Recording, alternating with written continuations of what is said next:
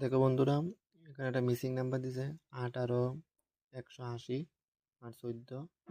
তাহলে 18-এর সাথে এটা কি সম্পর্ক আছে, আর আর 14 লোক এটা কি সম্পর্ক আনসার করতে হবে। তো প্রথমত আমরা দেখতেছি 18 লোক যদি আমরা করি, তাহলে 18 লোকে যদি আমরা 10 গুণ করি, অবভিয়াসলি 180 হইতেছে। সিম্পল, 180 হইতেছে, সিম্পল।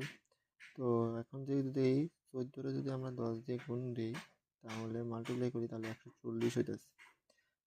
তো সেটা তো এখানে অপশানে নাই ওই। তাহলে আমরা কি করব?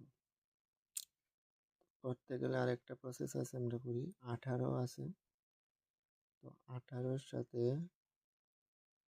কি করতে হবে? যদি 18 এভাবে যদি করি, 18/2 প্লাস 1 করি,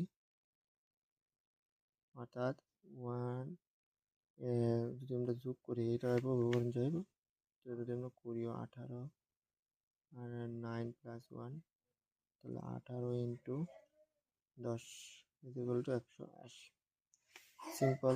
তাহলে এটা যদি করি 14/2 প্লাস 1 আর সামনে 14 ইকুয়াল টু 14 ইন্টু কাটা গেলে 7, 7 প্লাস 1 8, তাহলে হচ্ছে 112। 8 14 112।